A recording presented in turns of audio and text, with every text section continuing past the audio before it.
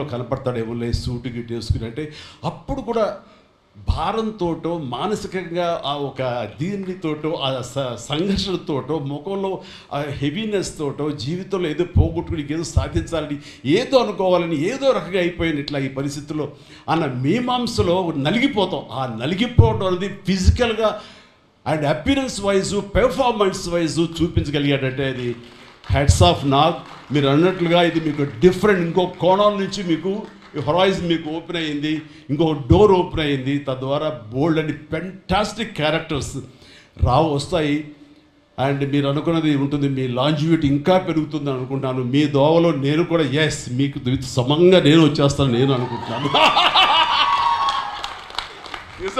అంటే ప్రతిసారి నాకు అన్ని విషయాల్లో కూడా నాకు సోర్స్ ఆఫ్ ఇన్స్పిరేషన్ అనిపిస్తుంది. అది హెల్త్ కానివ్వండి, కంపోజ్డ్ బిహేవియర్ కానివ్వండి, ఒక ట్రాంక్వల్ ఆలోచనలు కానివ్వండి, స్థితప్రజ్ఞత కానివ్వండి, ఏవి జరిగినా సరే అది నవ్వుకుంటూ సరదాగా ఉంటాం.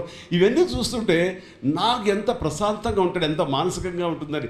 సో అలాగా ఈ ప్రొఫెషనల్గా కూడా ఈ సినిమా దానికి నాకు ఈ రోజున కూడా నాకు పొద్దున ఏదైనా అవసరం వచ్చి ఓటీటీలో ఏదైనా సినిమాలు చేయాల్సి వస్తే కనుక ఏం ప్లాన్ నార్సింగ్ నువ్వే గబున అన్నా కదా గబుకొని రెడీ అయ్యి వచ్చే రేపు పొద్దున ఇంటికి. సో ఓటీటీలో ఏదో సినిమాలు చేయాల్సి వచ్చినా సరే, వెబ్ ఫిల్మ్ చేయాల్సి వచ్చినా సరే, దానికి కూడా మన సమాయత్తం అవ్వాలి. దానికి నాకు ఈ రోజున నాకు తీసుకున్న నిర్ణయం నాకు కూడా ఒక ఇన్స్పిరేషన్గా అనిపిస్తుంది. Sir well done. ఈ సినిమా ప్రతి ఒక్కరికి న్యాయం జరిగింది ఈ సినిమాలో.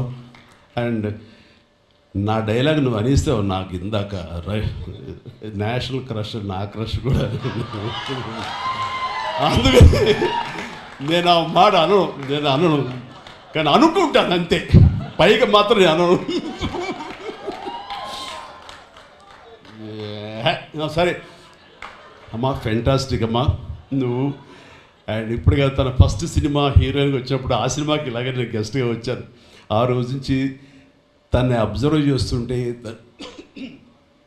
నటనా పరంగా కానివ్వండి, తన ఇమేజ్ పరంగా కానివ్వండి, day by day film after film ఎక్కడికో వెళ్ళిపోయింది. ఇది నేషనల్ క్రష్ కాదు, ఇంటర్నేషనల్ క్రష్ అయిపోయింది అమ్మాయి. అండ్ గాడ్ బ్లెస్ యూ అమ్మా. నువ్వు ఎంత బాగా పెర్ఫామ్ చేస్తావంటే నేను చూస్తుంటే నీ కళ్ళు తప్ప ఇంకేమైనా అట్రాక్ట్ చేసుకోవు, కళ్ళు ఒకలా చూస్తుంటావు నేను. అండ్ ఆ కళ్ళతో ఏం పలికిస్తుంది ఎక్స్ప్రెషన్ అంటే ఇంకా అంత ఇంత కాదు.